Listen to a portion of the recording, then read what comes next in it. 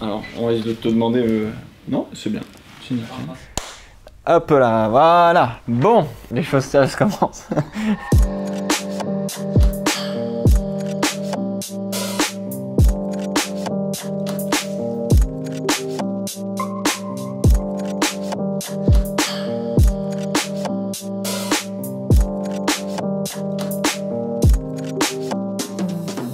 On a eu beaucoup de questions. Tu as été beaucoup sollicité à ce qui paraît.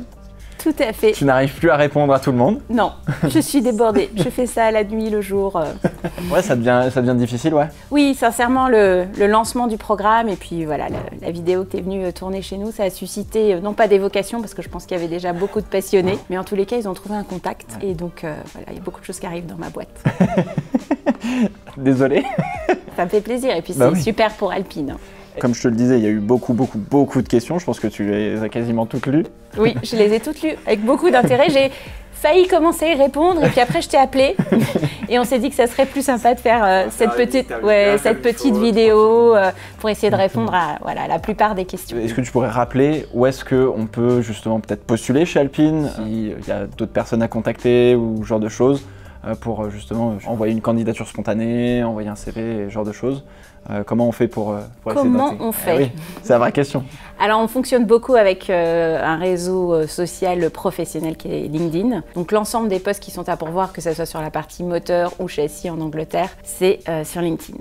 L'ensemble des offres sont publiées, il n'y en a pas d'autres que celle-là, il n'y a pas des offres cachées et les candidatures spontanées, bien sûr, elles sont toujours les bienvenues, mais sincèrement, ça vaut le coup de se rendre sur LinkedIn, sur notre page et d'aller regarder ce qu'on propose. Ça donne aussi une bonne idée des types de jobs qui existent chez Alpine, des profils et des compétences qui sont recherchées et vous postulez directement. Donc c'est notre principale source de recrutement. J'ai l'impression qu'il y a un petit peu une mystification de la F1 en mode un petit peu... je veux faire des études, mais en fait, limite, faut que dans la formation, il y ait marqué « machin truc bidule chouette en Formule 1 ». J'ai l'impression qu'en fait, on mystifie un petit peu la F1, alors qu'au final, j'ai envie de dire, c'est des entreprises comme les autres, avec la petite pierre quand même Formule 1 qui est un petit peu différente. Comment on peut, entre guillemets, démystifier ça en disant bah ouais, ça reste une entreprise comme les autres, il y a une cantine, il y a des toilettes, il y a des salles de réunion, tout se passe bien. Il y a un baby-foot. Il y a un baby-foot si jamais vous voulez venir chez Alpine. Alors déjà, effectivement, au-delà de la cantine et des toilettes, il faut avoir en tête qu'il y a plusieurs métiers en Formule 1. Donc on n'a pas que des ingénieurs, des mécaniciens qui sont sur la piste, mais on retrouve l'ensemble des métiers comme dans une autre entreprise. Donc il n'y a pas un seul parcours. Il y a les métiers du marketing, de la communication, les métiers des ressources humaines, les métiers de la finance, du contrôle de gestion, les métiers de la logistique, des achats aussi, les métiers informatiques. Donc il n'y a pas une seule voie parce qu'il y a plein de métiers et il y a plein de façons de contribuer en Formule 1, comme dans n'importe quelle entreprise. Ensuite, si on prend spécifiquement les métiers un peu particuliers, qui sont des métiers quand même de l'ingénierie, effectivement, Alpine, ça appartient au groupe Renault. Et on a des ingénieurs du Technocentre qui travaillent sur le moteur qui est dans la Clio et qui, à un moment donné, dans le développement de sa carrière, peut avoir une expertise particulière et venir chez Alpine. Donc c'est exactement la même chose. Évidemment, chez Alpine, on développe des moteurs de Formule 1, mais au départ, en termes de formation et de compétences, ce sont des formations en mécanique, en électronique, en électricité, etc., etc. Donc de ce point de vue-là, il n'y a pas de formation F1. Ça n'existe pas sur la partie moteur et je parle pour la France. Au UK, c'est un peu particulier pour la partie châssis. Donc le cœur de la performance est sur l'aérodynamique et là, effectivement, c'est des formations qui peuvent être un peu plus pointues, un peu plus spécifiques et très orientées dès le départ sur les châssis et la Formule 1. Est-ce qu'en France, on a des écoles justement qui sont vraiment spécialisées sur la partie aérodynamique que certains jeunes pourraient peut-être aller voir ou au moins se renseigner dessus? Là, c'est pareil, il faut que chacun puisse faire sa démarche. C'est déjà le début de la passion. Donc, pour ceux qui seraient intéressés pour travailler en aérodynamique, sincèrement, je ne peux que conseiller de faire ces études-là plutôt en Angleterre. J'ai bien compris que la question était sur la France. Et puis, pour ceux qui en ont les moyens, parce que je pense qu'il y a aussi ça, parce que c'est accessible à tout le monde, aller faire des études en Angleterre, c'est pas évident. Donc, bien sûr, il y a des écoles d'ingénieurs en France qui proposent des spécialités en aérodynamique. Donc, là, vous vous renseignez, vous trouvez, ça sera déjà un premier élément de motivation. Et pour ceux qui peuvent avoir la chance de faire des échanges universitaires ou d'avoir des bourses, de trouver des financements pour les accompagner, le must du must, c'est quand même d'aller faire ce type d'études dans les universités anglaises. finalement, dans l'entreprise globale alpine, que ce soit Viry-Châtillon ou même Enstone, il y a très peu de personnes qui se retrouvent tous les week-ends sur un circuit à regarder les voitures à la fois rouler, à travailler sur les voitures. Est-ce que tu saurais combien ça représente de personnes qui finalement vont sur les circuits et d'autres qui travaillent depuis peut-être des années à Viry-Châtillon ou même à Enstone et qui finalement n'ont jamais vu la voiture rouler de leurs propres yeux, à part peut-être s'ils sont spectateurs et qui viennent soit au Grand Prix de France, soit au Grand Prix de Grande-Bretagne? C'est lié à un règlement sportif et de toute façon, c'est-à-dire qu'il y a 60 passes pour l'équipe opérationnelle, on va dire, dans le garage autour de la voiture. Après, il y a une trentaine de passes pour les équipes support, donc la logistique, le marketing, la com, on en a déjà parlé. Donc maximum du maximum, on est 90 à pouvoir être en piste. Et je rappelle que chez Alpine, on a un peu plus de 1800 collaborateurs et sur la partie F1, 1200. Donc c'est 90 personnes sur 1200 qui sont en piste les week-ends de Grand Prix. C'est quand même pas beaucoup. Ouais. Maintenant, il y a aussi à peu près une centaine de personnes tous les week-ends qui sont mobilisées à distance dans les usines de Viry-Châtillon ou à Enstone et qui participent, qui sont d'astreinte, dans les rooms en fait en back-office. Mais elles ne sont pas sur la piste. Donc globalement, je dirais que 90% des équipes alpines ne vont pas sur les Grands Prix et ne voient pas la voiture dans le garage rouler, donc beaucoup moins chanceux que toi. Aïe, aïe, aïe. Aïe, aïe, aïe, aïe, aïe. Du coup, vous faites pas d'études, allez faire YouTube. Non, surtout pas. J'en profite quand même parce qu'on met en place un programme d'immersion pour l'ensemble des collaborateurs d'Alpine pour remédier à ça et pour faire en sorte que les gens qui travaillent quand même au quotidien sur la voiture puissent petit à petit avoir cette expérience comme tu as pu la vivre. Ça fait partie du job. Donc ça, on progresse là-dessus. Justement, en fait, ça me fait penser à une autre question plus par rapport à la culture d'entreprise chez Alpine. Comment tu la définirais, cette culture d'entreprise? Parce que beaucoup de personnes au service de la performance, de la compétition, le résultat de leur travail, c'est pas vraiment palpable, c'est le dimanche à la télé sur Canal+ ou sur F1 TV comme vous voulez. Comment on réussit à instaurer une culture d'entreprise qui arrive à extraire finalement à mobiliser tout le monde, en fait. Ouais. Donc en fait, on a mis en place ce qu'on appelle les valeurs alpines, qui sont au nombre de 5. Et la première, c'est Race Every Day. Donc en fait, que vous soyez en ressources humaines à Viry-Châtillon, que vous soyez à l'informatique à Enstone, ou que vous soyez ingénieur, tous les jours, en fait, c'est une course à votre propre niveau par rapport à vous-même, par rapport à ce que vous savez faire, pour vous dépasser, pour être le premier, pour être le meilleur dans votre domaine. Donc ça, c'est notre première valeur et c'est ce qui fait que où qu'on se trouve, où qu'on soit, en piste, pas en piste, on est tous contributeurs. Tout le monde est compétiteur. Tout le monde est compétiteur. Ça, c'est le premier. Notre deuxième valeur, c'est Open the door. Donc on est ouvert à la diversité, on est ouvert les uns aux autres, on fait pas tous le même métier. Mais voilà, cette ouverture, et c'est le cas du programme Racer aussi, c'est hyper important pour nous. Le troisième, c'est Push for the best. Donc là, encore une fois, on doit aller chercher la performance, la compétition, le meilleur de nous-mêmes, etc. La quatrième est très importante, c'est We care for each other. Donc vraiment, on prend soin les uns des autres. On se fait confiance parce qu'on n'est pas tous sur la piste et c'est facile dans son canapé de dire mais moi j'ai fait un super moteur, j'ai réglé le problème de la pompe à eau et regarde ce week-end en exploitation, en piste, qu'est-ce qu'ils ont fait, etc. Non, l'équipe elle est toujours derrière tout le monde, on est tous solidaires, on a fait un travail et c'est pas parce qu'on est en piste ou qu'on est à l'usine qu'on a une contribution, elle est évidemment différente, mais on est solidaires, on se fait confiance. Et chacun, il faut partir du principe que chacun donne le meilleur de lui-même et fait son job. La petite dernière, c'est Build the Legacy, car nous sommes, on est une marque qui a une grosse histoire. Chacun de nous doit laisser une trace, en fait, de son passage chez Alpine. Donc là, encore une fois, quel que soit son métier, on laisse une trace par sa contribution. De façon générale, c'est quoi les compétences qu'on attend de quelqu'un, qu'il soit d'ailleurs ingénieur, qu'il soit chauffeur pour aller chercher les VIP, qui s'occupe de la logistique, etc. On attend quoi en termes de niveau d'études minimum, entre guillemets, même d'un point de vue plus personnel, les compétences qu'on va atteindre. Ouais. Donc ce qu'on attend, c'est un niveau bac. Et quand je dis bac, ça peut être un bac pro, un bac technique, mais c'est minimum un niveau bac pour rentrer dans notre entreprise. Et puis ça va jusqu'au diplôme d'ingénieur, bac plus 5, voire un doctorat sur certaines spécialités. Mais le minimum, c'est un bac. Voilà, ça c'est hyper important. Ensuite, la deuxième chose, c'est quand même un minimum d'expérience. Est-ce qu'on peut rentrer, on a son diplôme, est-ce qu'on peut rentrer jeune diplômé comme ça chez Alpine? Très peu de recrutement en sortie de diplôme. Et les seuls jeunes diplômés qu'on intègre, ce sont des jeunes qui ont fait leur stage ou leur apprentissage chez nous, qui se sont particulièrement démarqués, ont montré des capacités d'apprentissage très rapides, dont on sait qu'ils vont pouvoir développer une expertise extrêmement rapidement, qui ont aussi des bons comportements par rapport aux valeurs que je viens de citer, les valeurs d'Alpine, et auquel cas on en a quelques-uns, ça reste assez rare qu'on intègre. Ça c'est pour la partie France. Pour la partie anglaise, on a un graduate programme. Donc là, c'est des jeunes diplômés, on va chercher les meilleurs dans les écoles anglaises, et c'est un programme de 2 ans en fait, où on prend des jeunes diplômés, on les forme, on en garde à peu près 50% à l'issue des 2 ans, qui vont continuer à évoluer dans l'entreprise. En termes de compétences, je ne sais pas si on appelle ça les soft skills. Soft skills, pardon, excusez-moi pour l'anglais. Justement, j'allais dire, il faut un niveau d'anglais obligatoire, professionnel, l'envie de courir, d'être compétiteur, etc.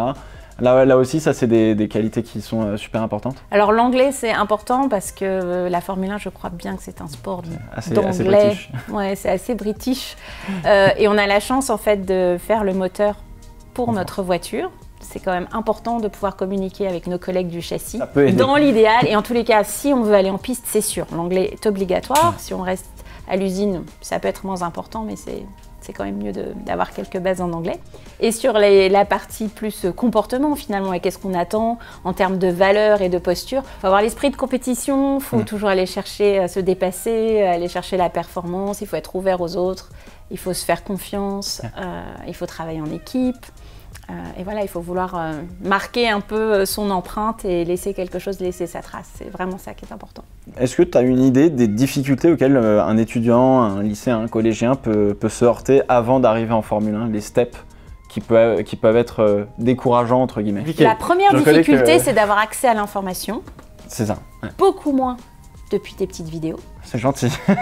Tu contribues fortement justement à donner un peu d'infos. Non, je pense que la première difficulté, c'est qu'on ne sait pas. On n'a pas d'infos. J'ai pas fait l'exercice, mais si je recherche sur Google comment rentrer en Formule 1, je suis pas bien sûre de trouver beaucoup d'infos. Donc ça, c'est la première chose. Je pense qu'un collégien, un lycéen, c'est très difficile. Un collégien, il a l'opportunité de faire un stage 3e, et jusqu'à cette année, on ne prenait aucun stage 3e en Formule 1. Ça change.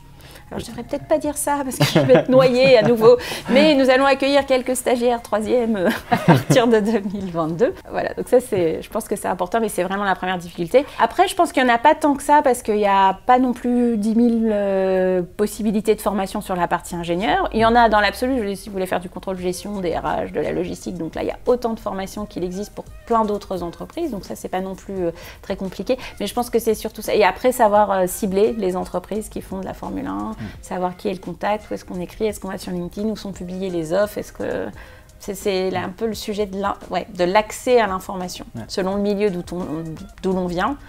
Voilà, ça peut être plus difficile. À la fois, c'est accessible, entre guillemets, tout le monde peut y accéder, mais en fait, comme on prend le meilleur des meilleurs des meilleurs et qu'il y a très peu de place, c'est là où ça devient peut-être plus difficile. C'est plus compliqué parce qu'en fait, c'est un petit business. Si vous voulez travailler en Formule 1 en France, finalement, il n'y a que Alpine qui est motoriste et qui est basé, qui a des équipes. Alors après, il y a tout l'écosystème autour. Il faut quand même y penser.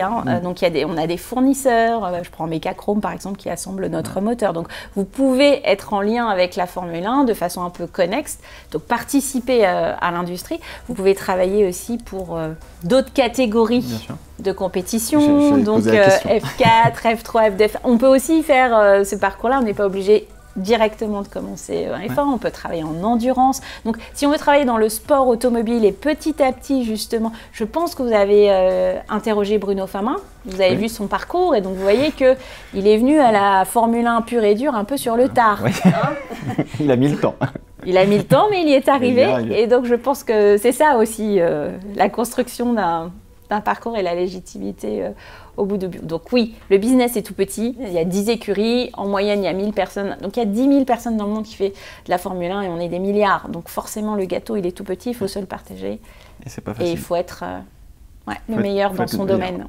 Vers qui tu orienterais les jeunes pour qu'ils puissent justement discuter, comprendre l'univers de la F1 dans un cadre de professionnel et de travail? Comment on peut, je sais pas moi, contacter quelqu'un qui est plus dans la logistique, genre de choses? Est-ce que tu as peut-être des tips pour quelqu'un qui connaît absolument personne du monde de la F1, dont les parents sont pas du tout passionnés par le sport auto, qui est un petit peu esselé entre guillemets et qui sait pas trop comment s'y prendre. Est-ce que tu as des petits tips à donner aux jeunes pour ça? Alors je pense que les jeunes, ils me donneraient pas mal de tips sur les réseaux sociaux. Donc naturellement, je pense que je vais revenir... alors un LinkedIn, c'est sans doute pas fun et c'est sans doute pas celui qu'ils connaissent le plus, mais il y a quand même énormément d'informations, que ce soit sur les pages des entreprises. Là, je parle pas que de Alpine, mais de façon générale. Pareil, si on recherche un collaborateur qui travaille chez Alpine ou dans la Formule 1, on peut ensuite, un peu au culot, mais rentrer en contact avec lui. On peut sur YouTube regarder un certain nombre